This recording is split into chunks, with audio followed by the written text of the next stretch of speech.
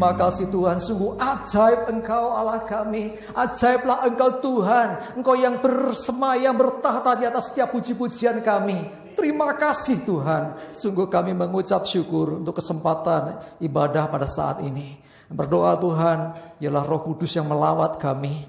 Dan ketika kami mendengarkan sabda firman-Mu, urapi kami semua ya Tuhan, sehingga kami menangkap pesan Tuhan, dan kami bisa kerjakan dalam hidup kami. Terima kasih Tuhan, bagi-Mu segala pujian dan hormat dan kemuliaan sampai selama-lamanya. Di dalam nama Tuhan Yesus kami berdoa dan mengucap syukur. Haleluya, sama-sama katakan amin. Oke, silakan kembali ke tempat.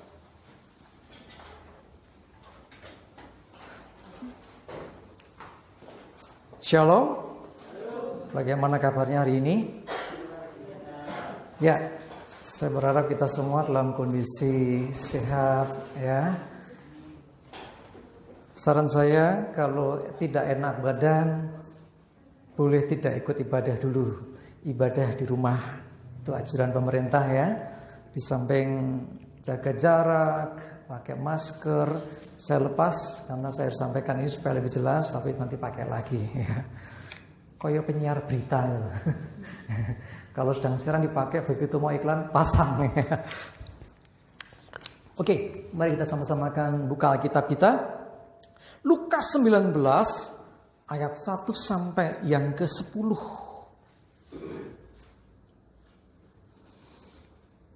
Lukas 19 ayat 1 sampai 10.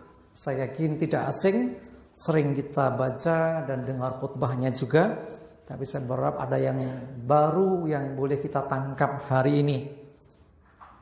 Sudah ketemu ya? Oke, di depan juga ada, saya bacakan. Yesus masuk ke kota Yeriko dan berjalan terus melintasi kota itu. Di situ ada seorang bernama Sakeus, kepala pemungut cukai, dan ia seorang yang kaya. Ia berusaha untuk melihat orang apakah Yesus itu. Tetapi ia tidak berhasil karena orang banyak. Sebab badannya pendek. Maka berlarilah ia mendahului orang banyak. Lalu memanjat pohon ara untuk melihat Yesus yang akan lewat di situ. Ketika Yesus sampai ke tempat itu, ia melihat ke atas dan berkata, Sakeus, turunlah. Ulangi, Sakeus, segeralah turun, sebab hari ini aku harus menumpang di rumahmu.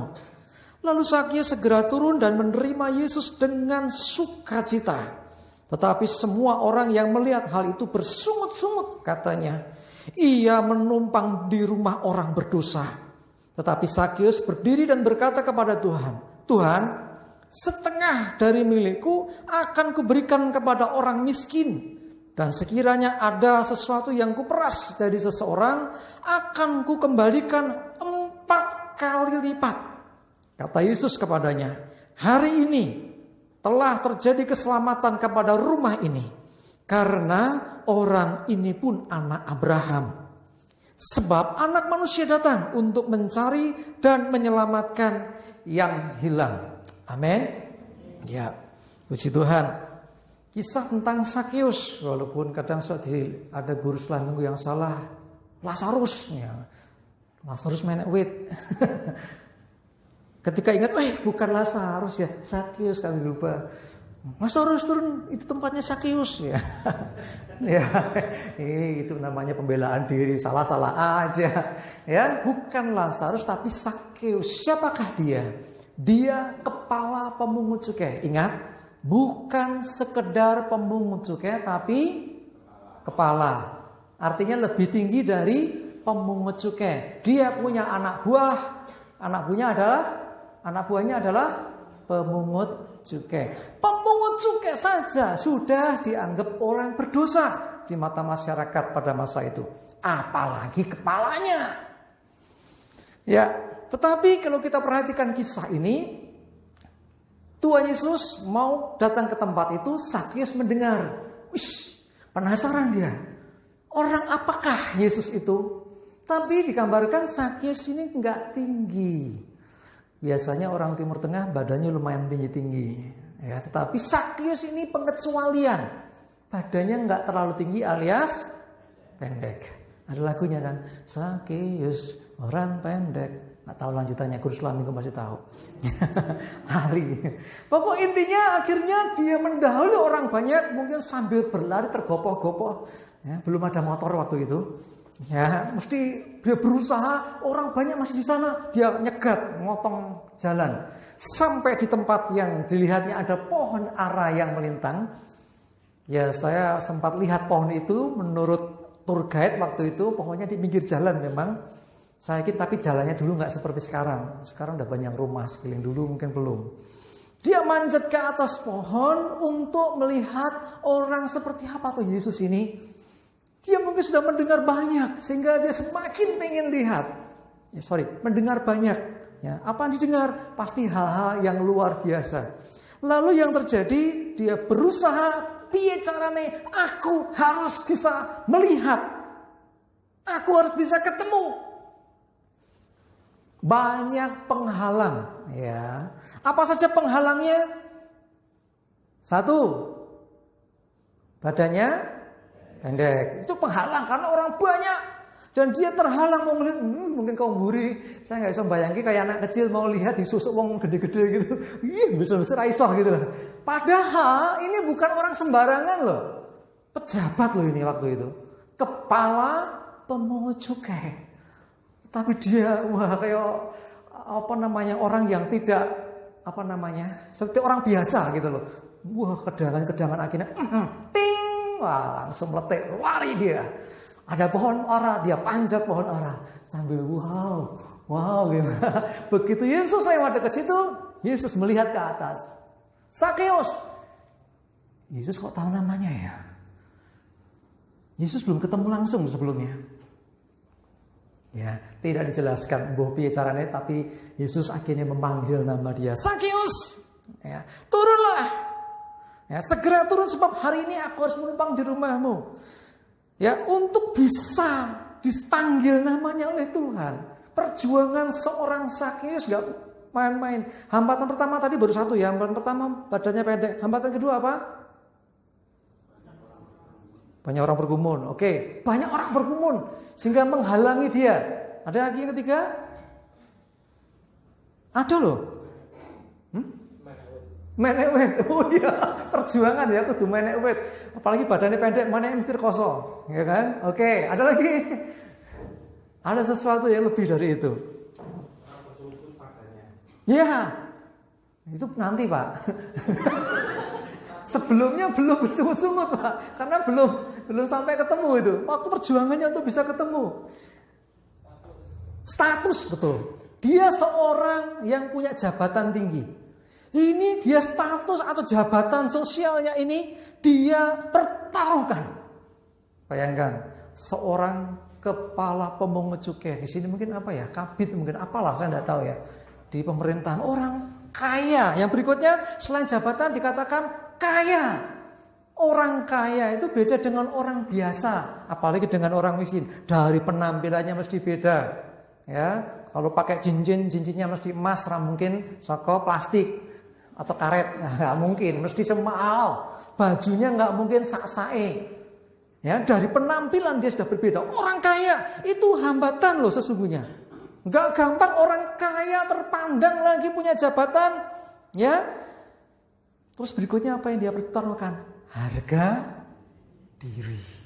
Aku. Selama ini anak buahnya munduk-munduk, selama ini banyak orang datang kepadanya menghormati dia. Hari itu cuma pengen lihat, bukan cuma ya, itu luar biasa sebetulnya. Ingin lihat Yesus. Dia rela untuk menanggalkan harga dirinya. Orang-orang masyarakat sekitar walaupun mengatakan ini orang berdosa, tapi kalau berhadapan dengan Sakeus ini sesungguhnya mereka semua juga segan. Mereka juga hormat. Wah, seperti zaman Indonesia dulu waktu zaman penjajahan. Pada waktu itu kalau ada demang atau apa yang pro pemerintah mesti kan rakyat rasa seneng tuh. Wih, ini pro penjajah. Tetapi kalau ketemu langsung takut, unjil, doro, demang gitu. Sakeus pun kurang lebih seperti itu. Mau melihat harusnya minggir semua tuh. Pak Sakeus, minggir semua gitu kan. Tapi enggak loh, orang nggak mau gagas dia loh.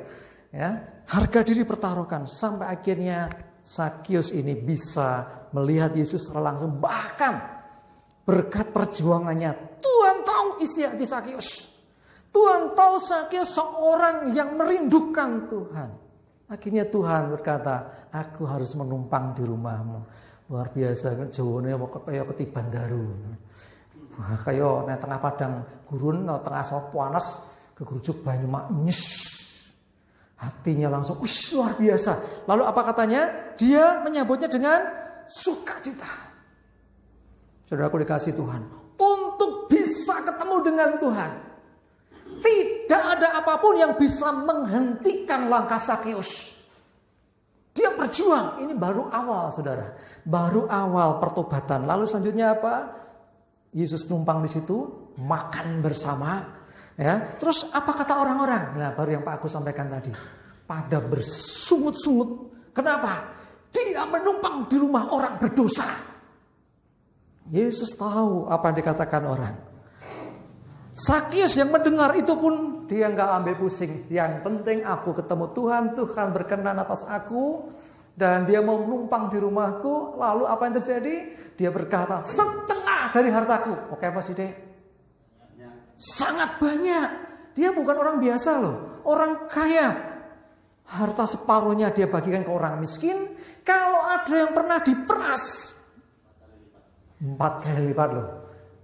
Senompo 4 kali lipat. Ngertion demben tak meres ngokeh. Lalu mau duiten. Lalu akan dikembalikan 4 kali lipat loh. Ya, ini luar biasa. Orang dinabung di bank aja nggak ada. Bunga sampai 4 kali lipat. Ini luar biasa sekali Sakius ini. Pada akhirnya Tuhan berkata apa? Hari ini telah terjadi keselamatan di rumah ini. Karena orang ini pun keturunan Abraham. Kenapa Tuhan bisa berkata demikian? Ada banyak yang tidak tercatat di kitab suci. Nggak mungkin toh. Cuman begitu ceritanya, aslinya, wah ada orang semoyo isinya warone ra karu-karuan. Dan mungkin Yesus juga ngobrol hal yang lain. Tidak semuanya tercatat, hanya poin-poin inti yang dicatat. Saya percaya hari itu terjadi komunikasi yang menyebabkan akhirnya Sakius percaya kepada Tuhan. Dan Tuhan menerima Sakius. Sehingga dia berkata, sebab anak manusia datang untuk mencari dan menyelamatkan yang hilang. Artinya orang-orang berdosa. Cuma dikasih Tuhan. Kalau kita perhatikan kisah ini, kita dapati apa yang kita lakukan sepenuh hati untuk Tuhan tidak pernah sia-sia. Mari berjuang dalam hal iman sampai garis akhir. Kalau kita dulu mungkin pertama sampai kenal Yesus, pada akhirnya kita orang-orang percaya perjuangan kita berlanjut sampai garis akhir. Seperti yang dikatakan oleh Rasul Paulus kepada muridnya yaitu Timotius dalam 2 Timotius 4 ayat 7 dan 8. Saya bacakan. Aku telah mengakhiri pertandingan yang baik, aku telah mencapai garis akhir, dan aku telah memelihara iman. Sekarang telah tersedia bagiku mahkota kebenaran yang akan dikaruniakan kepadaku oleh Tuhan, hakim yang adil pada harinya. Tetapi bukan hanya kepadaku, melainkan juga kepada semua orang yang merindukan kedatangannya. Kepada siapa? Semua orang yang merindukan kedatangannya. Siapakah semua orang yang merindukan kedatangannya? Kita semua orang yang percaya. Bapak, Ibu, Saudara dan saya. Orang-orang yang akan menerima mahkota kebenaran. Asalkan kita setia menantikan Tuhan. Gak gampang. Menantikan Tuhan itu gampang atau susah? Susah. Karena bukan seperti kita nunggu bis kota. Kok bisa bakal lewat? Jamnya sudah ngerti kurang lebih jam sekian-sekian. Ada jadwalnya. Kita menantikan Tuhan Yesus datang kembali. Tapi kita gak pernah tahu kapan waktunya. Dan selama di dalam penantian itu ada begitu banyak hal yang terjadi dalam hidup kita. Ada begitu banyak pergumulan yang diizinkan terjadi dalam hidup kita. Satu sisi kita menantikan Tuhan. Di sisi yang lain kita mesti mengerjakan bagian kita di dunia ini. Salah satunya pergi jadikan semua bangsa muridku. Itu amanat aku. Itu bagian yang harus kita kerjakan. Bahkan pada akhirnya Tuhan akan berkata, Berbahagialah hamba yang didapati tuannya sedang melakukan tugasnya ketika tuannya itu datang. Itu gambarnya ketika dalam perumpamaan itu tuan pergi meninggalkan negeri itu ke luar negeri, dia titip gitu loh kepada seseorang di situ, ya, kepada hamba-hambanya. Saat dia kembali, ada hamba yang jahat, tapi ada juga hamba yang baik. Hamba yang baik, hamba yang berbahagia adalah ketika tuannya datang, dia sedang melakukan pekerjaannya. Jadi bukan ketika dia sedang senang-senang, ketika santai-santai, tidak. Ketika dia sedang melakukan pekerjaannya. Ketika seseorang sedang melakukan pemberitaan Injil, ketika orang sedang mendoakan, ketika orang sedang mengkonseling orang, ketika orang sedang mendampingi temannya yang sakit, ketika kita sedang membantu orang dalam kesusahannya. Saudaraku dikasihi Tuhan, pada saat engkau melakukan itu, Yesus datang. Berbahagialah engkau. Amin. Jadi menyambut Tuhan yang terbaik itu dengan melakukan apa yang menjadi bagian kita di hadapan Tuhan. Sekali lagi, gak gampang. Ya toh? Tuhan janjikan mahkota seperti yang dijanjikan kepada Paulus, tapi juga kita pun satu saat akan menerima asalkan kita setia menantikan kedatangannya. Dan sekali lagi cara menantikannya adalah dengan kita melakukan bagian kita. Amin. Susah, rekoso, berat ikut Tuhan itu, banyak rapenae. Ya, tetapi penderitaan kita di dunia tidak sebanding dengan kemuliaan yang akan dinyatakan Tuhan. Amin. Coba lihat Roma 8 ayat 18. Dikatakan di sana Roma 8 ayat 18, sebab aku yakin bahwa penderitaan zaman sekarang ini tidak dapat dibandingkan dengan kemuliaan yang akan dinyatakannya. Saya ulangi, dengan kemuliaan yang akan dinyatakan kepada kita. Jadi penderitaan kesusahan, wah gara-gara pandemi, gara-gara COVID sekarang susah, apa-apa repot. Yang punya anak lebih lagi sekolah meneh. Prakteknya bukan anaknya yang pusing orang tua nih. Apalagi kalau anaknya baru TK. Saya ngalamin ya TK. Aduh nih ngambek wis ra iso apa-apa meneh mosok casak mulu dipeksa. Ya sudahlah. Ya. SD kelas 1 juga enggak kalah repotnya. Karena dia nggak kenal siapa temennya, gitu. Pak Anggaro ini salah satunya. Ya, kita dalam situasi yang tidak mudah. Ya, belum lagi kita nggak tahu sampai kapan pandemi ini akan berlangsung. Bukan kita takut pandeminya, tetapi kita bagaimanapun karena keadaan terjadi di daerah kita mesti beradaptasi. Ya, kita mesti juga nggak boleh ngeremehkan juga. Ya, oke. Yang dikatakan di sana. Penderitaan zaman ini gak sebanding dengan kemuliaannya. Karena itu kejar Tuhan sungguh-sungguh. Cari Tuhan sungguh-sungguh. Karena apa? Ketika engkau setia dengan panggilanmu, setia dengan Tuhan yang memanggil engkau, maka ada mahkota kebenaran yang akan diberikan. Luar biasa sekali. Ya, jadi kita jangan fokus kepada diri kita sendiri. Fokus kepada Tuhan. Seorang hamba itu menanggalkan haknya. Seorang hamba kewajibannya adalah melakukan tugasnya. Tetapi haknya apa? Haknya hamba melakukan kewajibannya. Loh, piye padha wae. Artinya dia sudah melepaskan dirinya. Sudah, aku nih hambamu Tuhan. Jadi seorang yang benar-benar bertobat, mensyukuri akan anugerah keselamatan yang diberikan oleh Tuhan Yesus, tidak cukup hanya aku mau jadi jemaat biasa saja. Mahal loh. Hidup kita dibayar dengan sangat mahal. Seorang yang sudah ditangkap Tuhan, mengalami perjumpaan Tuhan, bertobat, gak cukup untuk jadi jemaat biasa. Halo, saudara setuju dengan ini? Bahkan engkau menyerahkan dirimu untuk jadi hambanya, itu pun sebetulnya tidak bisa membayar akan pengorbanan yang Tuhan sudah buat. Gak bisa, sudah tak persembahkan hidupku ke Tuhan, sudah sah lu Tuhan, gak bisa.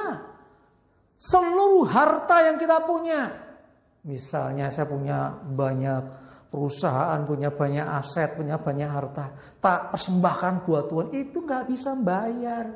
untuk engkau bisa membayar apa yang Yesus sudah buat di atas kayu salib. Ya sudah, aku berikan hidupku aja ke Tuhan. Itu pun tidak bisa. Loh terus gimana? Tuhan gak menuntut dibalas. Sekali lagi, Tuhan gak menuntut balasan. Cuman Tuhan mau supaya engkau mau dipakainya. Ada banyak kisah di luar negeri. Kalau Paskah ada yang disalib, dipaku beneran. Menggantikan, nih Yesus, aku juga ngalami. No, itu bukan itu yang diminta Tuhan. Tuhan mau hidupmu diserahkan untuk dipakainya. Untuk menyatakan kemuliaan. Amin. Ya itu semaksimal mungkin. Saya memandang dari sudut pandang kita, bukan sudut pandang Tuhan. Kalau sudut pandang Tuhan ya sudahlah, nah, aku melakukan dengan ikhlas karena kasihku tanpa syarat. Itu dari sisi Tuhan. Dari sisi kita, respon kita seharusnya gimana? Kita harus maksimal buat Tuhan. Tidak ada kuasa apapun yang sanggup menghentikan kita untuk melangkah bersama dengan Tuhan. Roma 12 ayat 1 coba. Roma 12 ayat 1. Ini Rasul Paulus sampaikan. Karena itu saudara-saudara, demi kemurahan Allah, aku menasihatkan kamu supaya kamu mempersembahkan tubuhmu sebagai persembahan yang hidup, yang kudus dan yang berkenan kepada Allah. Itu adalah ibadahmu yang sejati. Persembahkan tubuhmu. Saya cari referensi dan terjemahan dikatakan persembahkan hidupmu. Ya, sama aja sih. Ya, artinya seluruh hidup kita persembahkan. Walaupun itu sekali lagi tidak bisa mengganti apa yang Yesus buat bagi hidup kita. Tapi dengan kau mempersembahkan hidupmu kepada Tuhan dan dipakai oleh Tuhan, maka setidak-tidaknya engkau menyenangkan hati Tuhan. Amin. Betul loh, siapa sing iso anu? Andaikan ke surga itu bisa dibayar dengan harta. Pasti orang-orang kaya saja yang masuk surga. Tetapi sekali lagi, saking mahalnya, gak ada orang yang bisa bayar. Yesus lakukan itu buat kita. Amin. Ya, sekali lagi saya mengajak kita semua, ayo jangan sampai kita lengah indah akhir zaman. Ayo sambut dia dengan lakukan apa yang menjadi perintah Tuhan buat kita. Persembahkan hidupmu untuk dipakai Tuhan. Dan lakukan bagianmu. Diserahkan hidup kepada Tuhan itu berarti memposisikan diri sebagai hamba. Dulos. Budak, tanda kutip. Ada juga disebut hineni. Ini aku budak cintamu Tuhan. Jadi sudah dimerdekakan, dibebaskan. Tetapi Tuhan, aku gak mau lepas dari engkau. Sudah Tuhan, aku mau jadi hambamu saja. Itu loh. Zaman perbudakan dulu. Kalau ada orang baik, misalnya maaf budaknya Mbak Nia nih, wah saya bebaskan dia. Wah, gitu bebas dia nggak mau pergi dari saya. Aku ikut kamu Pak, aku mau jadi budakmu saja, jadi hambamu saja. Karena apa? Seumur hidupku dan leluhurku semuanya budak. Tapi kenapa kau mau lakukan? Engkau sungguh luar biasa, aku nggak mau lepas dari engkau, aku mau ikut saja di budak. Oke. Dan percayalah, jadi hambanya Tuhan, tanda kutip kasarnya budaknya Tuhan, itu pasti dipelihara Tuhan, pasti disertai Tuhan, pasti diberkati Tuhan. Amin. Jadi jangan takut. Karena ketika engkau memberikan dirimu kepada Tuhan untuk dipakainya, maka Tuhan sendiri yang akan berperkara atas hidupmu. Dia bertanggung jawab atas hidup kita. Mari jemaat dikasih Tuhan, seperti seorang Sakeus yang begitu berjuang luar biasa. Tanggalkan semua penghalang, jabatan, status sosial, termasuk harta yang orang kaya itu mesti kan di mata orang mesti penampilannya beda. Wong sugih kok penekan duit, pejabat kok penekan duit, sangat-sangat luar biasa. Dia mengabaikan itu karena dia memandang ini lebih berharga dari semua yang kupunya. Yesus ini yang lebih berharga, ini yang kuperlukan lebih dari semuanya. Itulah yang dilakukan Sakeus sehingga Tuhan berkenan. Setelah kita mengalami itu, sekarang mari sepanjang hidup kita ya dedikasikan, mengabdikan diri untuk melayani Tuhan.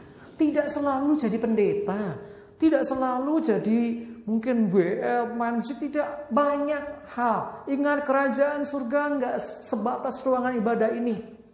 Dimanapun engkau berada, bawa nama Tuhan. Dimanapun berada, saksikan kebesaran Tuhan. Amin. Itulah pelayanan kita sebagai hamba-hamba Tuhan. Orang-orang yang sudah ditebus dan dibayar hidupnya dengan darah yang mahal. Ayo, jangan sampai berhenti. Maju terus apapun rintangannya. Kalau Sakeus halangannya tadi itu ya. Sekarang hidup kita mungkin halangannya bisa macam-macam. Hobi kita, kesenangan kita. Apalagi mungkin ya pokok banyak hal dalam hidup kita. Jangan sampai kita dihalangi semuanya itu. Kejar Tuhan dan ikuti apa yang Tuhan perintahkan. Sebab engkau sudah dibayar lunas dengan darah Yesus. Amin. Kita berdoa. Terima kasih Tuhan, kami mengucap syukur. Biarlah renungan singkat firman-Mu hari ini boleh meneguhkan, menguatkan iman, percaya dan pengharapan kami. Kami mau setia sampai garis akhir. Seperti Rasul Paulus katakan, dia mengakhiri pertandingan yang baik dan engkau menyediakan mahkota kebenaran. Dan mahkota itu juga engkau sediakan bagi kami. Orang-orang yang menanti-nantikan kedatangan-Mu. Orang-orang yang terus percaya dan berharap kepadamu. Orang-orang yang menyerahkan hidupnya kepadamu. Inilah hidup kami ya Tuhan. Pakai setiap kami supaya melalui hidup kami nama Tuhan dipermuliakan. Terima kasih Tuhan, Roh Kudus tolong kami supaya kami bisa lebih dalam lagi menangkap pesan firman-Mu hari ini. Hamba berdoa untuk setiap jemaat-Mu Tuhan, bahkan juga setiap pemirsa yang menyaksikan tayangan ini dimanapun berada. Biarlah Roh Kudus jamah hati mereka semuanya. Di dalam nama Tuhan Yesus, biarlah kami lebih sungguh lagi. Kami mau Tuhan, untuk Tuhan, apapun boleh kami kerjakan, apapun kami mau perjuangkan, kami mau taruh setiap harga diri kami taruh setiap posisi kami, untuk kami bertemu dengan Tuhan. Kami tidak mau ada sesuatu apapun menghalangi hidup kami. Terima kasih Tuhan. Tuntun terus sertai kami Tuhan. Melewati hari demi hari. Waktu demi waktu. Masa demi masa. Bahkan di akhir zaman ini Tuhan. Sehingga tidak ada satupun di antara kami semua yang terlewatkan. Yang tertinggal. Kami mau Tuhan, kami bersama-sama dengan Engkau. Di dalam kemuliaan surga pada waktunya nanti. Terima kasih. Kami bersyukur. Sekali lagi Roh Kudus sertai dan urapi kami semuanya sehingga kami bisa tangkap pesan firman-Mu hari ini dan kami lakukan dalam hidup kami. Terima kasih, kami mengucap syukur hanya di dalam nama Tuhan Yesus. Kami bersyukur dan berdoa. Haleluya. Amin.